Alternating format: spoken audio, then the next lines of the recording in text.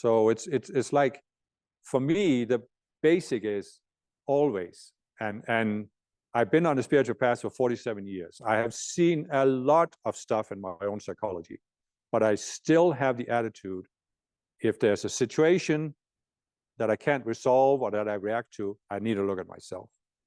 And I will continue to have that attitude as long as I'm in embodiment. Because I have seen, just the Summit Lighthouse, they had a messenger who was up there on a pedestal.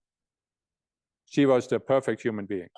They didn't use the word enlightened, but she had Christhood, and she was beyond criticism. She didn't have, many people thought she didn't have unresolved psychology. And I will not go into that trap, because if you think you have resolved your psychology, you cannot resolve what's left that you can't see. And if you think that nobody should be able to tell you, hey, Kim, you have a problem, you could go the rest of your embodiment and not see this and miss your ascension, because you haven't seen something in yourself that you could have seen if you had just been willing to look. So that's why I will not go into this trap of thinking, oh, I resolved everything. And I think that's really the way to make maximum progress in this lifetime. And if you want to make your ascension, you just got to keep asking. You just got to keep looking.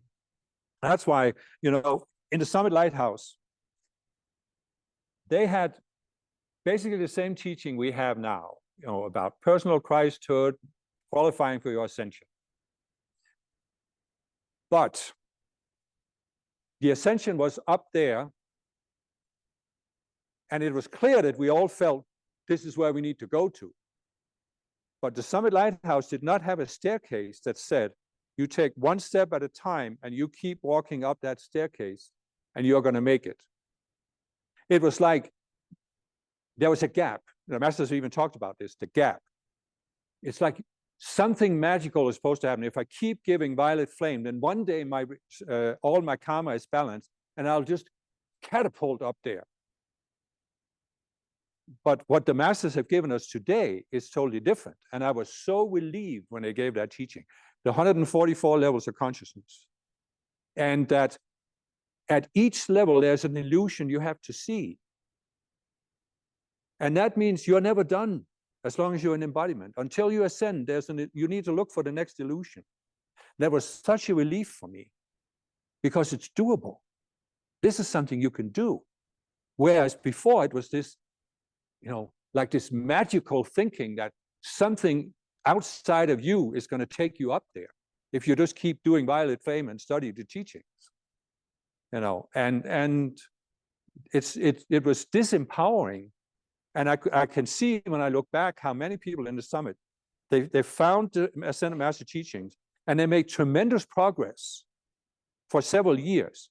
And then they stagnated and they just stood still for the next 10, 20 years. They didn't hardly made any progress. They gave 3 hours of violet flame a day, but they hardly made any progress because they didn't look at their psychology. And many of them got themselves into a point where they thought, oh, I've been on the path for so long. I've given so many hours of violet flame. I've gone to Summit University. I've been on staff.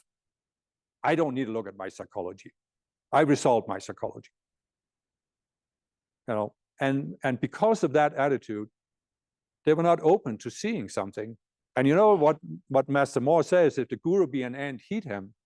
So somebody came to them and said, I think you have a problem. And they said, who are you to tell me I have a problem? Look, I've been on the path much longer than you have. I've been on staff for so many years. I've given so many, I've gone to all these services. Who are you to tell me? But he was the ant that Master Moore had sent to tell them. And they just, brushed it aside. And to me, that was tremendously relieving to have that teaching. Because before, I can see now, I was in tension because I always have this ability to step back and look at the big picture. And so many times in the summit, I would do this. I would step back and I would say, what is it that this organization is teaching me? And I always felt that there was that gap. You have a goal, it's a clear goal, But you have these outer things you have to do, give all the violet flame, do all these services, and don't drive a red car, and don't smoke and don't drink and all this stuff. But I could see that it wasn't enough. It wasn't everything. And I didn't know how to resolve it until I got the teachings we have today about the separate selves. I know I'm going way off on a tangent here, but I think it's just important to share that in the summit, there was a point where up until the 1990s, the early 1990s, the summit was focused on the outer path. You are a member of the church, you follow these outer rules, you give all the decrees, and then you'll make it. But then in the 1990s, the masters did start talking about resolving your psychology. But still many people thought, I just need to do a few things. And there came a point where I actually realized, I saw this, I saw that the spiritual path is 100% about resolving your psychology. There's just nothing else that matters. Nothing else that matters. I remember I was at this Summit University. It was probably in 1989. No, 88 it must have been. Must have been 88. And they were talking about the ascension. And they had this lady giving this lecture about the ascension. And it was said that she had balanced over 51% of her karma, so she was sure to ascend after this lifetime. And she was this actually very, very strict person who had a very difficult psychology, and nobody could tell her anything about herself. And I sat there, and it was said she was Serapis-based twin flame. That was what was said in the summit. This lady who was giving this lecture on how to qualify for your ascension. And they had these outer requirements, you had to balance at least 51% of your karma. You have to fulfill your divine plan and your sacred labor and some other things. And I was sitting there in this class, and I was just sort of neutral. I was just sort of listening. And all of a sudden, I felt this. It was like I was almost pulled out of my body. And I saw that I was standing there in front of a gate. And if I walked through that gate, I would ascend.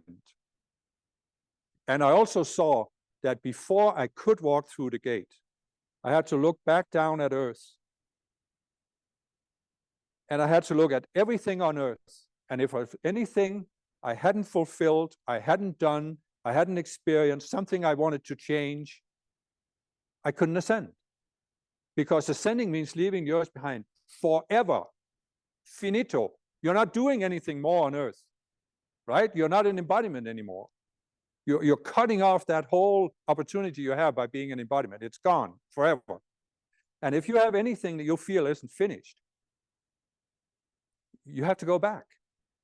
And so I saw that, what is it that determines whether I have something that pulls me back or not? It's my psychology. Because I have to have resolved all what the Buddha calls attachments to anything on earth. If I'm attached to anything on earth, this is going to pull me right back into another embodiment. And I saw that. I sat there, and I was stunned by this, because it was like I realized that the teaching that the summit was giving, there was this gap. And it's not that you couldn't close the gap, but you couldn't close it by following the outer teaching. You had to go beyond the teaching. Otherwise, you were not going to make it. And some people could do that. It's not that. I'm not saying it was totally wrong or false. I'm not actually trying to criticize. I'm just trying to say we have so much richer at teaching today that it amazes me.